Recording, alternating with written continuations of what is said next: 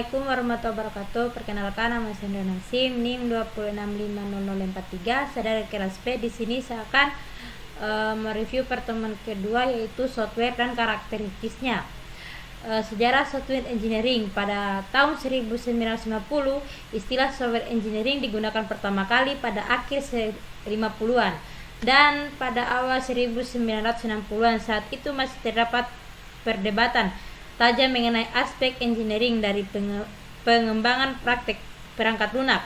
Pada 1968 dan 1969, Komite Sains NATO mensponsori dua konferensi tentang rekayasa perangkat lunak yang memberikan dampak kuat terhadap pengembangan rekayasa perangkat lunak.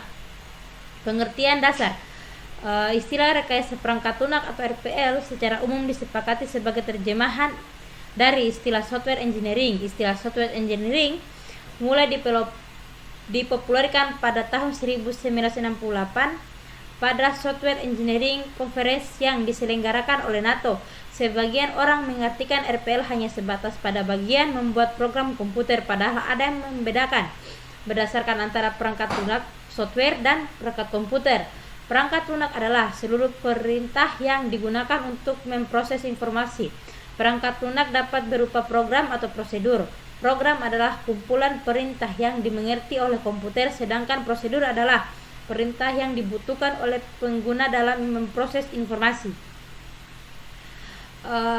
RPL sendiri adalah suatu disiplin ilmu yang membahas semua aspek produksi perangkat lunak mulai dari tahap awal, yaitu analisis kebutuhan pengguna, menentukan spesifikasi dari kebutuhan pengguna, desain, pengkodean, pengujian, sampai pemeliharaan sistem setelah digunakan. Dari pengertian ini jelas bahwa RPL tidak hanya berhubungan dengan cara pembuatan program komputer. Perangkat lunak merupakan program-program komputer dan dokumentasi yang saling berkaitan. Rekayasa perangkat lunak berasal dari dua kata, yaitu software atau perangkat lunak dan engineering atau rekayasa. Perangkat lunak software adalah source code pada suatu program atau sistem. Perangkat lunak tidak hanya dokumentasi terhadap source code, tapi juga dokumentasi terhadap sesuatu yang dibutuhkan selama pengembangan instalasi, penggunaan, dan pemeliharaan sebuah sistem. Engineering atau rekayasa adalah aplikasi terhadap pendekatan sistem yang berdasarkan atas ilmu pengetahuan dan matematis serta aplikasi tentang produksi terhadap struktur, mesin, produk, proses, atau sistem. Rekayasa perangkat lunak adalah suatu disiplin rekayasa yang berkonsentrasi pada seluruh aspek. Perkembangan rekayasa perangkat lunak. Meskipun baru dicetus pada tahun 1968, namun RPL telah memiliki sejarah yang cukup panjang. Dari sisi disiplin ilmu, RPL masih relatif muda dan akan terus berkembang. Arah perkembangan saat ini sedang dikembangkan antara lain, yaitu pada tahun 1940-an, komputer pertama yang dibolehkan pengguna menulis kode program langsung. Bisa dilihat pada layar tersebut.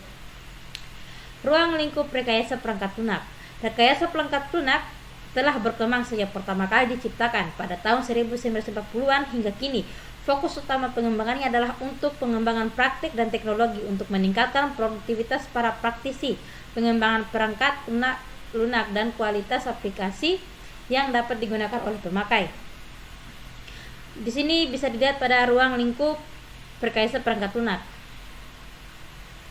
Tujuan rekayasa perangkat lunak. Di sini dia memiliki 3 tujuan, yaitu yang pertama, menghasilkan perangkat lunak yang berkualitas, menghasilkan perangkat lunak yang efisien, dan menghasilkan perangkat lunak yang tepat waktu. Di sini ada beberapa faktor-faktor yang melatar belakangi munculnya RPL. Yang pertama, ketidakmampuan organisasi memprediksi waktu, usaha, dan biaya pembangunan perangkat lunak. Perubahan nisbah, kemajuan pesat perangkat keras, kemajuan dalam teknik-teknik pembuatan perangkat lunak, tuntutan yang lebih tinggi terhadap jumlah perangkat lunak, dan lain sebagainya. Di sini juga ada rekayasa perangkat lunak dan disiplin ilmu lainnya. Mencangkup ruang lingkup yang cukup luas, membuat RPL sangat terkait dengan disiplin dengan bidang ilmu lain, tidak saja sub bidang dalam disiplin ilmu komputer, namun dengan beberapa disiplin ilmu lain di luar ilmu komputer. Sifat karakteristik software. Software merupakan elemen logik dan bukan elemen sistem fisik seperti hardware. Elemen itu tidak aus tetapi bisa rusak. Elemen software itu direkayasa atau dikembangkan dan bukan dibuat di pabrik seperti hardware. Di sini adalah hardware dan software. Bisa dilihat pada layar. Kategori perangkat lunak secara umum. Kategori perangkat lunak secara umum dapat dikelompok sebagai berikut. Yang pertama, perangkat lunak sistem, perangkat lunak real time, perangkat lunak bisnis, perangkat lunak teknik dan ilmu pengetahuan, serta lain-lain. Tipe-tipe software bisa dilihat. Mungkin itu saja yang bisa saya jelaskan. Wassalamualaikum warahmatullahi wabarakatuh.